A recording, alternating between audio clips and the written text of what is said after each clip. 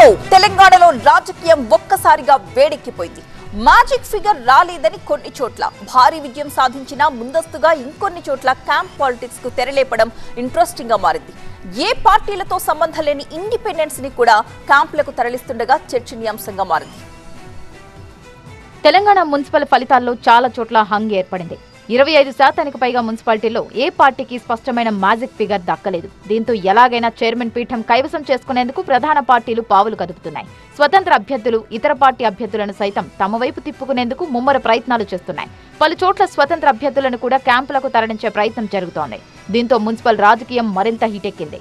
గద్వాలలో రాజకీయం రసవత్తరంగా మారింది. 37 స్థానాల్లో కాంగ్రెస్ 16, బీఆర్ఎస్ 11, బీజేపీ 7, ఇండిపెండెంట్లు 2, ఎంఐఎం ఓ చోట విజయం సాధించగా ఎవరికి మ్యాజిక్ ఫిగర్ రాలేదు. దీంతో కాంగ్రెస్ క్యాంపు పాలిటిక్స్ కు తెరలేపింది. ఎమ్మెల్యే బండ్ల కృష్ణమోహన్ ఆధ్వర్యంలో క్యాంపు నిర్వహించగా 19 మందిని కర్ణాటక క్యాంపునకు తరలించారు. Be mine with the Joyalika's Be Mine Heart to Heart Valentine's collection.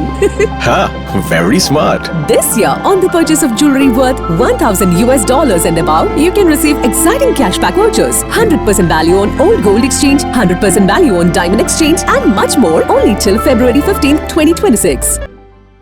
Sircilla మున్సిపాలిటీలో విజయ్ దుందుబి మోగించింది బీఆర్ఎస్ పార్టీ.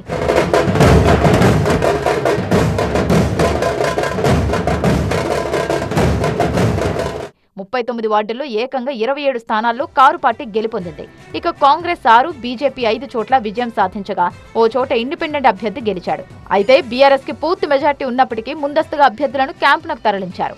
ఉమ్మడి వరంగల్ జిల్లాలోని 12 మున్సిపాలిటీల్లో 7 కాంగ్రెస్ గెలవగా ఒక మున్సిపాలిటీలో బీఆర్ఎస్ విజయం సాధించింది. 3 మున్సిపాలిటీల్లో హంగ్ ఏర్పడింది. దీంతో గెలిచిన బీఆర్ఎస్ అభ్యర్థులను మాజీ మంత్రి ఎర్రబెల్లి దయాకర్ క్యాంపునకు తరలించారు. అలాగే రంగారెడ్డి జిల్లా ఇబ్రహీంపట్నం మున్సిపాలిటీలో గెలుపొందిన 13 మందిని కూడా క్యాంపుకు తీసుకువెళ్లారు. దాదాపుగా హంగ్ ఏర్పడ్డ ప్రతి చోట క్యాంపు పాలిటిక్స్ షురూ అయ్యాయి. మరి క్యాంపులు ఏ పార్టీకి ప్లస్ అవుతాయో, ఏ పార్టీకి మైనస్ అవుతాయో చూడాలి.